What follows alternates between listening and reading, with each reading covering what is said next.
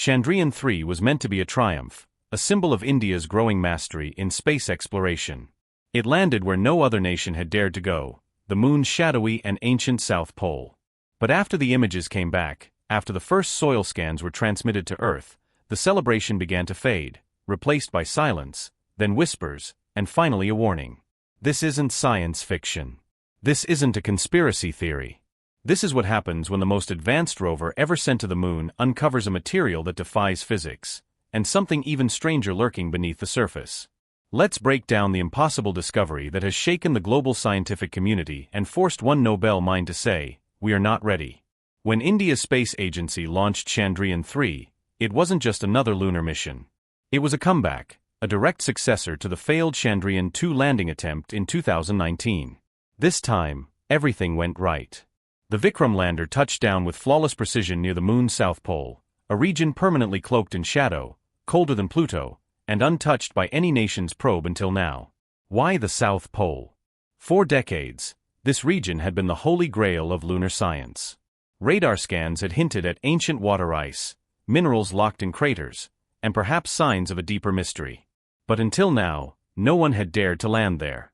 The terrain is treacherous, the light unreliable, the temperatures deadly.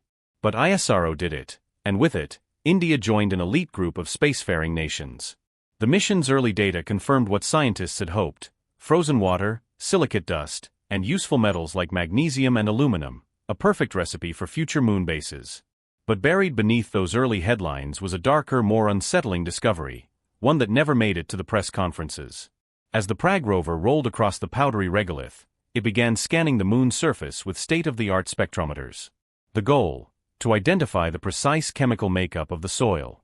But what it found left scientists in a state of disbelief, a substance never before seen in any known sample, lunar, terrestrial, or extraterrestrial. It didn't match any mineral in Earth's database. It didn't reflect light as it should. It seemed to absorb electromagnetic radiation, even bending it in unpredictable ways. One engineer described it as a sponge for energy. Miyoku called it a terrifying anomaly. Why? Because if this substance formed naturally, then our entire understanding of material science is wrong. But if it didn't form naturally, that means someone or something placed it there. This discovery alone would be enough to spark international crisis talks. But it was only the beginning. After the initial scans, ISRO activated Chandrayaan-3's ground-penetrating radar, designed to peer beneath the lunar crust. What it found sent shockwaves through mission control. Beneath the rover's wheels, several meters down, a massive hollow void was detected. But it wasn't random. The radar returns revealed geometric formations, straight lines, symmetrical angles, repeating grids. The early diagrams looked less like caves and more like blueprints. Kaku, after reviewing the scans, described them as metallic, organized, deliberate, and likely ancient. To make matters more disturbing, the void was massive, large enough to house a small city. And then came the heat. Instruments began picking up strange thermal fluctuations, rising and falling with no solar input. The moon, geologically dead for billions of years, was showing signs of internal energy. Could it be residual heat from unknown materials, a functioning system, or a still active artificial structure? For the first time, scientists began asking the unthinkable: did we just uncover an ancient alien base, or worse, a forgotten human one? In the days following the underground scans, the Prag rover began to behave erratically. It stopped responding to commands. It sent back corrupted data packets. Its movement, once steady, became unpredictable. ISRO officials attributed this to mechanical stress, but off the record, insiders were not convinced. One anonymous engineer claimed the rover's malfunctions began precisely when it passed over the deepest part of the anomaly.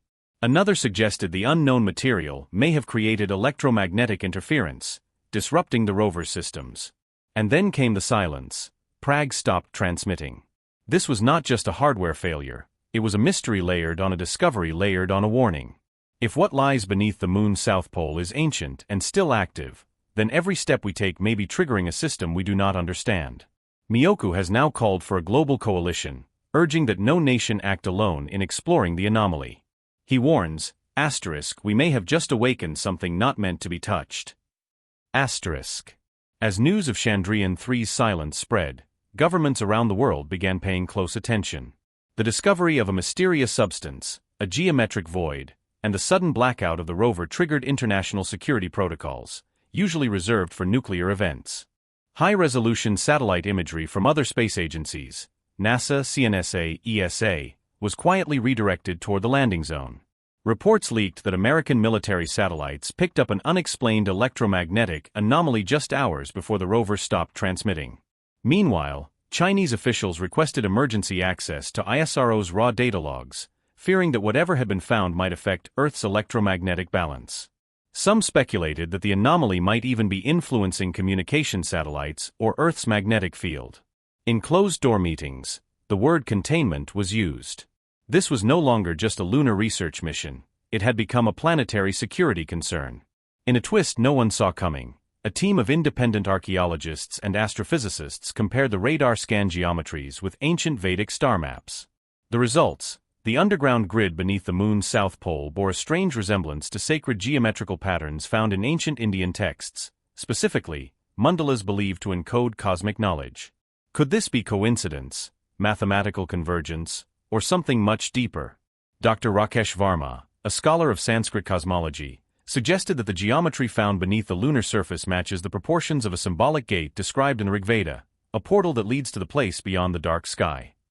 While mainstream science remains skeptical, the similarities are now fueling a growing movement among philosophers and physicists alike, that ancient civilizations may have known something about the moon's true nature, something we're only just now rediscovering. New data has begun to surface, reportedly smuggled from ISRO's internal network by anonymous insiders. These files suggest that samples analyzed by PRAG contain not just unknown compounds, but materials with photonic properties never before observed.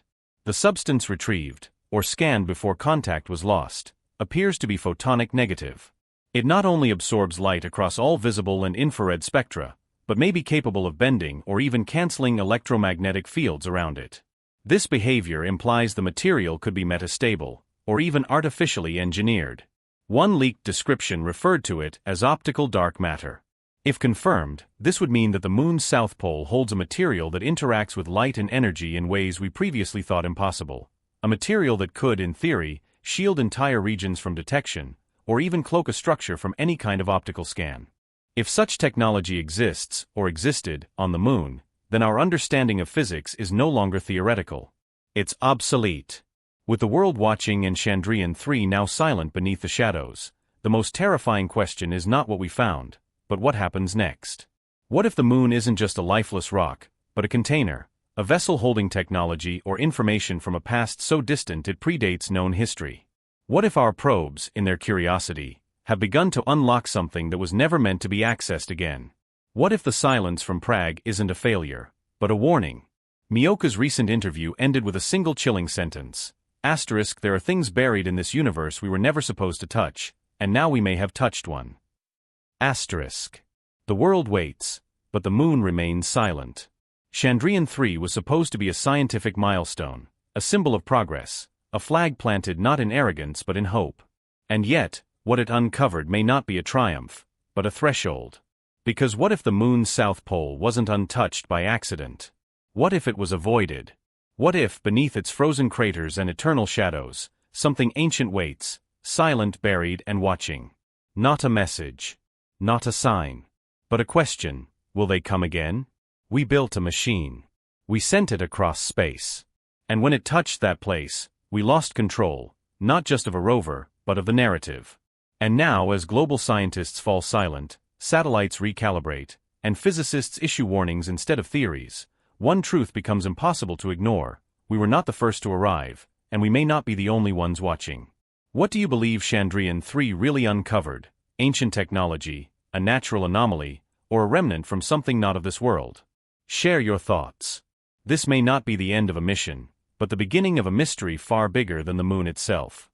If you like, I can also format this into a dramatic, news-style article layout to make it more visually engaging. Would you like me to do that?